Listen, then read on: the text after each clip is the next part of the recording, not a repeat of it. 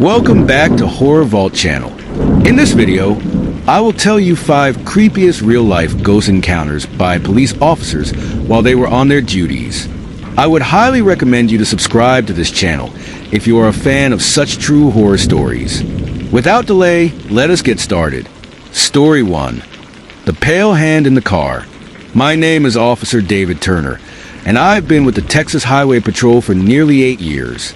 I've chased down reckless drivers, responded to gruesome accidents, and dealt with all manner of strange situations on the road. But nothing could have prepared me for what happened on that night of December 25th. It was a quiet night, and I was patrolling a stretch of highway just outside of Austin.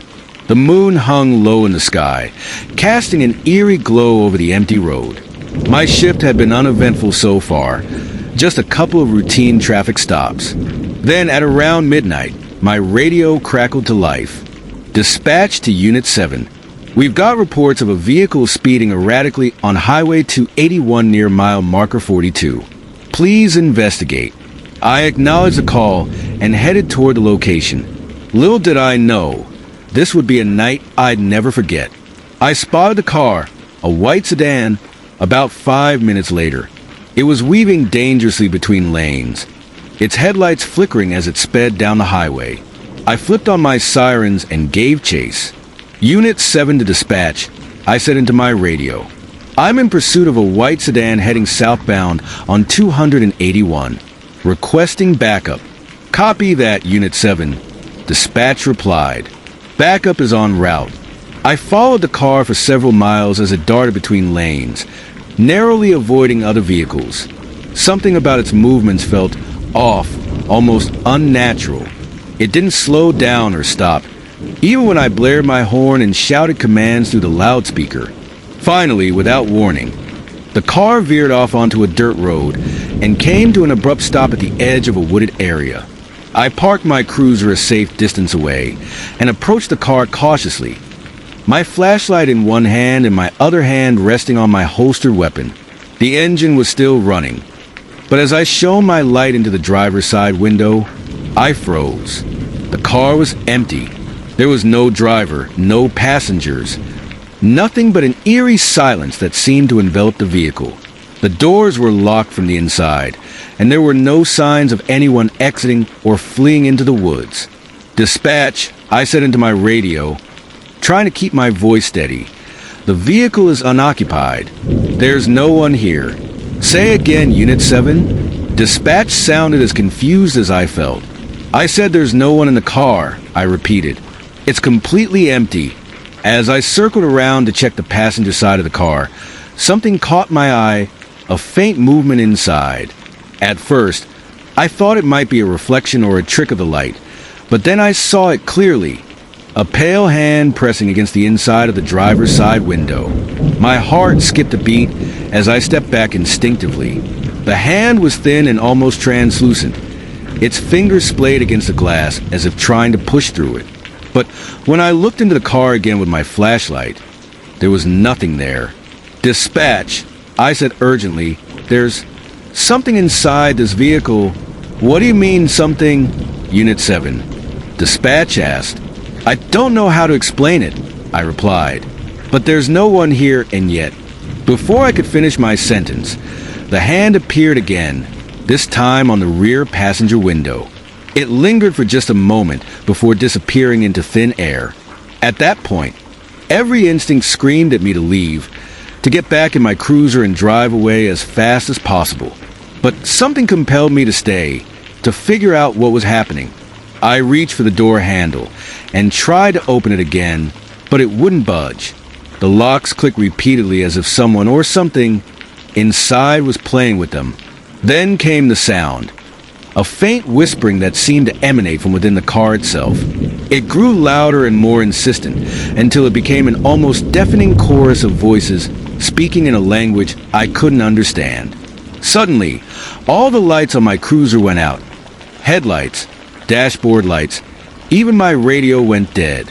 The only illumination came from the faint glow of the moon overhead, and then silence. When I turned back toward the car one last time, it was gone, vanished without a trace.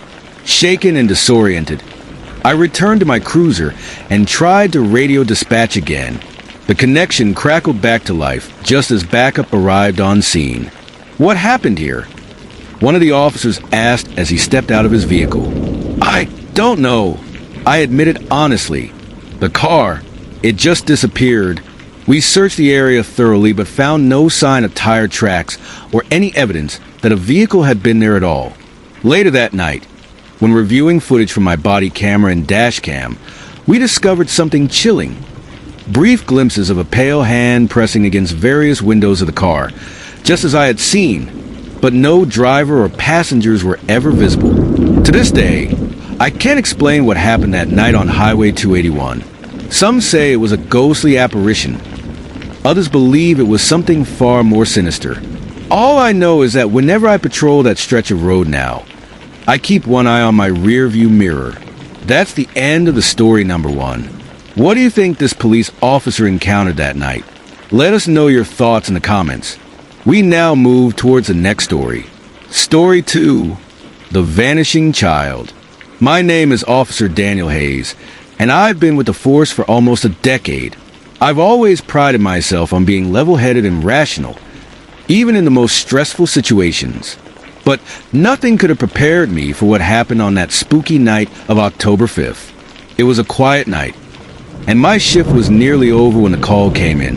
A local resident reported hearing children's screams coming from the municipal cemetery on the outskirts of town. It sounded odd. Who would let their kids play in a cemetery in the middle of the night? I assumed it was either a prank or some teenagers causing trouble. Still, I had to check it out. I arrived at the cemetery just after midnight.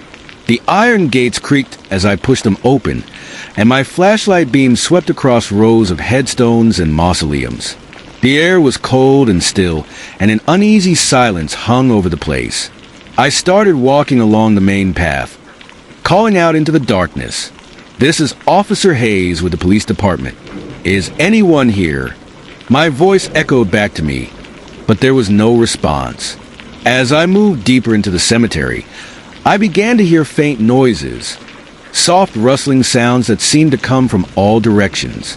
At first, I thought it might be animals or the wind, but then I heard it clearly, a child's laughter. It was faint but unmistakable, carried on the still night air. I followed the sound, my flashlight cutting through the darkness. The laughter grew louder as I approached an old oak tree near the center of the cemetery. That's when I saw him, a young boy standing perfectly still under the tree. He looked to be about 8 or 9 years old, dressed in clothes that seemed oddly outdated. "Hey there," I called out gently, trying not to startle him. "Are you okay? Do you need help?" He didn't respond or even look at me. Instead, he turned and began walking away toward a darker section of the cemetery. I followed him cautiously, keeping my distance. "Wait! Stop! It's not safe out here!" I shouted after him, but he didn't stop or acknowledge me. He just kept walking at a slow, deliberate pace. As I trailed behind him, I noticed something strange. His footsteps didn't make any sound on the gravel path. My flashlight flickered briefly as if the batteries were dying, even though they were brand new. The boy led me to an old mausoleum at the far end of the cemetery. He stopped in front of its heavy stone door and turned to face me for the first time. That's when I realized something was terribly wrong. His eyes were dark and hollow, empty sockets that seemed to stare right through me, and his skin was pale and almost translucent under my flashlight beam. A chill ran down my spine as he raised a hand and pointed toward the mausoleum door. I hesitated for a moment before stepping closer to the mausoleum. The air around me felt heavy and cold, and an overwhelming sense of dread washed over me. The boy remained motionless, his hand still pointing toward the door. Summoning what courage I had left, I pushed open the door with some effort. Inside was nothing but darkness, a black void that seemed to swallow my flashlight beam whole. Suddenly, I heard whispers, soft but insistent voices speaking in a language I couldn't understand. They seemed to come from all around me, growing louder with each passing second until they became an unbearable cacophony. Then came the scream, a high-pitched wail that echoed through the mausoleum and sent me stumbling backward out of sheer terror. When I turned back toward the boy, he was gone. Panicking, I ran back toward my patrol car as fast as I could, but no matter how far I ran or how many turns I took, it felt like I wasn't getting any closer to the exit. The cemetery seemed to stretch endlessly around me. Finally, after what felt like an eternity, I reached my car and slammed the door shut behind me. My hands trembled as I fumbled with my keys and started the engine. As I pulled away from the cemetery, something caught my eye in the rearview mirror. A single white flower lying on the back seat where no one had been sitting moments before. It was a lily, its petals pristine despite being in an abandoned graveyard. When I returned to the station later that night and told my supervisor what had happened, he dismissed it as stress or exhaustion playing tricks on my mind. But deep down, I knew what I had seen and heard was real. I later learned that a boy matching his description had died decades ago in a tragic accident near that cemetery. His body had been buried there under an unmarked grave near the oak tree where I first saw him. To this day, I avoid patrolling near that cemetery whenever possible. And when people ask if ghosts are real, all I can say is that some questions are better left unanswered. That's the end of the story number 2. Let us know your thoughts about this true story in the comments. Now to the next story. Story 3. The Haunted Complex. My name is Officer Rafael Costa, a member of the Brazilian Special Forces. I've faced dangerous criminals, navigated life-threatening situations, and endured the harshest terrains. But nothing in my training prepared me for what happened that night. It was January 15th, 2012, and my team received a tip-off about a suspected drug operation in an abandoned building on the outskirts of Sao Paulo. This complex had a dark history. It was once used as a detention center during the dictatorship era, and many whispered that the souls of those who suffered there still lingered. I didn't believe in ghosts or spirits. To me, this was just another mission. My team consisted of 5 officers. Myself, Lieutenant Marco Silva, Officer Clara Mendez, Officer Tiago Rocha, and Officer Daniel Freitas. We were armed and ready as we approached the decrepit building under the cover of darkness. The building was massive, its walls covered in moss and graffiti. The air smelled of dampness and decay. As we entered through the rusted front gate, our flashlights illuminated the eerie interior. Broken furniture, shattered glass, and endless corridors that seemed to stretch into oblivion. We split into 2 groups to cover more ground. Marcos and I took the west wing while Clara, Tiago, and Daniel headed east. The plan was simple. Sweep the building for any signs of activity and regroup at the entrance in 30 minutes. At first, everything seemed normal, just another abandoned structure. But then we started hearing noises. Faint whispers echoing through the halls, footsteps that didn't belong to any of us. Marcos dismissed it as rats or wind playing tricks on us, but I couldn't shake the feeling that we weren't alone. As we moved deeper into the west wing, we came across a heavy metal door slightly ajar. Behind it was a small room with nothing but an old wooden chair in the center. The chair began to creak as if someone invisible was sitting in it. Rafael, Marcos whispered, his voice tense. "Do you see that?" Before I could respond, the door slammed shut behind us with a deafening bang. We tried to open it, but it wouldn't budge. The temperature in the room dropped suddenly, and our breath became visible in the cold air. Then came the whispers, soft at first but growing louder and more insistent. They seemed to come from all around us, speaking in a language I couldn't understand. Marcos shouted into his radio for backup, but all we got was static. Finally, with one last push, we managed to force the door open and stumbled back into the hallway. The whispers stopped abruptly, as if they had never been there. We regrouped with Clara's team near the central staircase. They looked shaken. Clara said they had seen doors opening and closing on their own and heard what sounded like children laughing in one of the rooms. Despite our unease, we decided to continue searching the upper floors. As we ascended the staircase, we heard a loud crash from above, a sound like heavy furniture being thrown across a room. When we reached the source of the noise, a large office space, we found nothing out of place except for an old desk that had been overturned. As we examined it, Tiago pointed toward one of the windows. "There's someone out there," he said. We turned our flashlights toward the window, but saw nothing except darkness beyond it. Then suddenly, a face appeared, pale and expressionless, staring back at us from outside. It disappeared as quickly as it had appeared.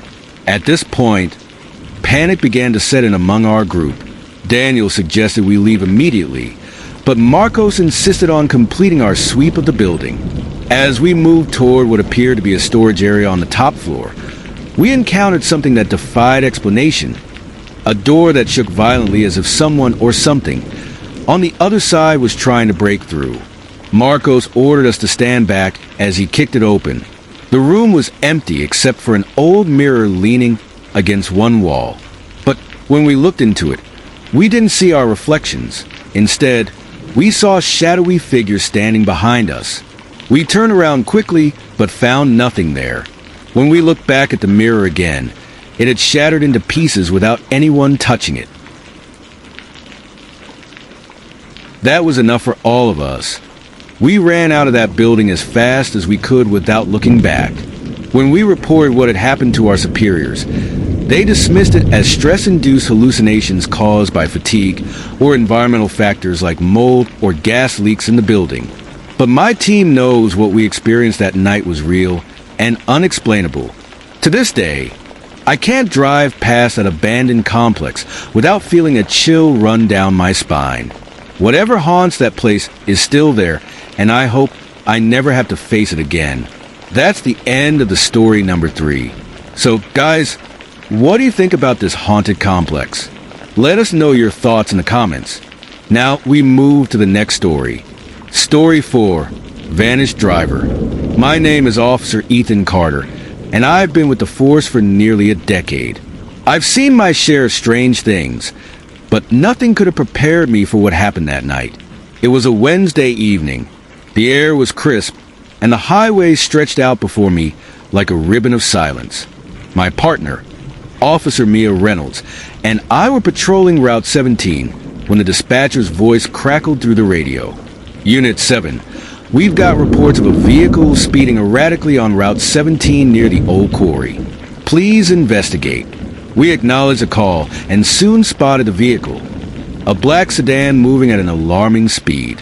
Its headlights cut to the darkness like twin blades, weaving dangerously between lanes. We flipped on our sirens and gave chase. "Pull over!" I shouted into the loudspeaker, but the car didn't slow down. Instead, it accelerated, darting between other vehicles like a shadow. The pursuit was intense. Our adrenaline surged as we struggled to keep up. Then, something strange happened. The car began to slow down on its own, as if it had run out of gas, or the driver had suddenly decided to surrender. It came to a complete stop in the middle of the road. Mia and I exchanged a glance before stepping out of our cruiser. As we approached the car cautiously, our flashlights illuminated its interior. To our shock, there was no one inside, no driver, no passengers. The doors were locked from the inside. "How is this possible?" Mia whispered, her voice trembling. We called for backup and began inspecting the vehicle. The engine was still warm, and the keys were in the ignition. There were no signs of forced entry or escape. No broken windows or footprints leading away from the car.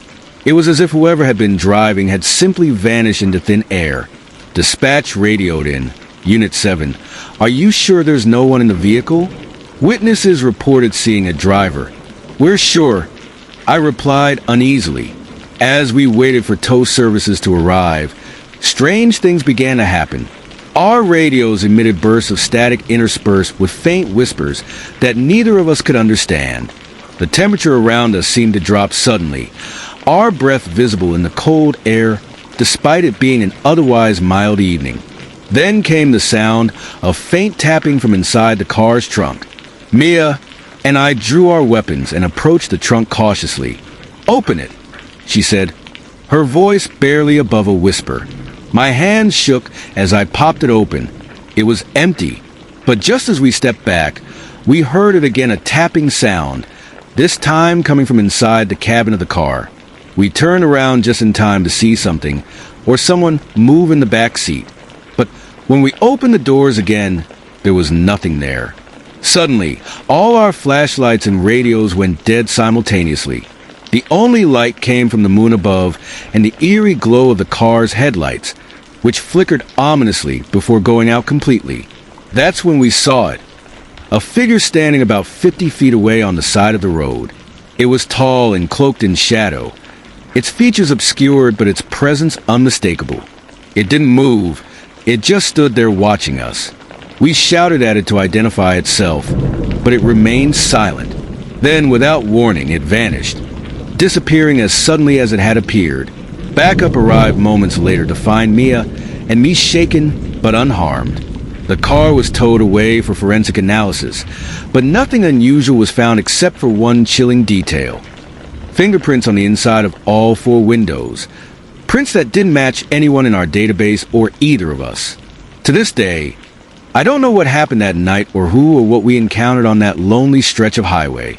But every time I patrol Route 17 now, I can't help but glance over my shoulder, half expecting to see that shadowy figure watching me again. So at the end of true story number 4, do you think this police officer encountered a true ghost on his duty? Let us know in the comments, and we now listen to the final story of this video. Story 5, The Silent Passenger. My name is Officer Jake Nakamura, and I've been with the Honolulu Police Department for 8 years. I've always loved my job, protecting the community and keeping the peace. But there are nights when even the strongest sense of duty can't prepare you for what you'll face. This story took place on June 12, 2015. It was a quiet night, and I was patrolling the outskirts of Oahu, near the Pali Lookout, a place steeped in history and ghost stories. I had heard the legends about the area. The night marchers, ancient spirits of warriors who roam the land, and the White Lady, a ghostly figure who appears to travelers in distress. I never believed in any of it. To me, they were just tales to entertain tourists. But that night, everything changed. It was just past midnight when I spotted her. A woman in white stood by the side of the road, illuminated by my headlights. She was motionless, her long black hair cascading over her shoulders, and her dress seemed to glow faintly in the moonlight. At first, I thought she might be a stranded motorist or someone in need of help. I slowed my cruiser and rolled down the window. "Ma'am, are you okay? Do you need assistance?" I called out. She didn't respond or even acknowledge me. Her face was pale, almost unnaturally so, and her eyes seemed to stare right through me. Something about her presence felt wrong. I decided to step out of the car to get a closer look. As soon as I opened the door, she vanished, gone in an instant as if she had never been there. Shaken but determined to ensure she was safe, I got back into my car and continued driving slowly down the road. That's when I felt it. A sudden chill that filled the cruiser despite the warm Hawaiian night. My breath fogged up in front of me as if I had stepped into a freezer. Then I saw her again, in my rearview mirror. She was sitting in the back seat of my car. My heart raced as I turned around, but there was no one there. The back seat was empty. Yet when I looked back at the mirror, she was still there, staring at me with those vacant eyes. "Who are you?" I whispered aloud, my voice trembling. She didn't answer. Instead, she raised a hand and pointed forward toward a tunnel up ahead. The Nuanu Pali Tunnel. As much as every instinct told me to stop and get out of that car, something compelled me to keep driving toward the tunnel.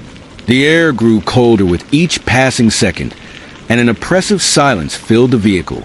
Even my radio emitted only static. When I entered the tunnel, all my electronics died, headlights, dashboard lights, even my flashlight stopped working. The only illumination came from a faint glow that seemed to emanate from her figure in the mirror. Then she spoke softly but clearly. Turn back. Her voice sent chills down my spine. It wasn't threatening or angry. It sounded almost pleading. What do you mean? Turn back from what? I asked aloud. But before she could answer, a deafening screech echoed through the tunnel. A sound like metal being torn apart. The car shook violently as if something massive had struck it from all sides. I slammed on the brakes and jumped out of the car with my flashlight in hand. The tunnel was empty. No other vehicles or signs of damage. But when I turned back toward my cruiser, she was standing outside it now. She pointed again toward the end of the tunnel before vanishing into thin air. Gathering what courage I had left, I got back into my car and drove out of the tunnel as fast as I could. When I emerged on the other side, everything returned to normal. The lights came back on and the chill dissipated. But something caught my eye in the rear view mirror. A single white flower lying on the back seat where she had been sitting. I stopped the car and picked up the flower, a plumeria blossom, and noticed that it smelled faintly of salt water. It felt like a gift or perhaps a warning. Later that night, I learned that several fatal accidents had occurred near that tunnel over the years. Drivers losing control for no apparent reason. Locals believe it's cursed ground, and that spirits like hers try to protect travelers by warning them away. To this day, I can't explain what happened that night or who or what that woman was. All I know is that whenever I patrol near Polly Lookout now, I carry that plumeria blossom with me as a reminder to listen to warnings from beyond. Some might say it's just a story or coincidence, but for me, it's a reality I'll never forget in my life. That's the end of story number 5. What do you think about this ghost encounter by the police officer? Do you think these are their real ghost encounters, or their mind playing tricks with them? Whatever your thoughts are, let us know in the comment box. If you enjoy our true horror stories, then consider subscribing to Horror Vault channel to watch our new upcoming true stories. I will see you in my next video.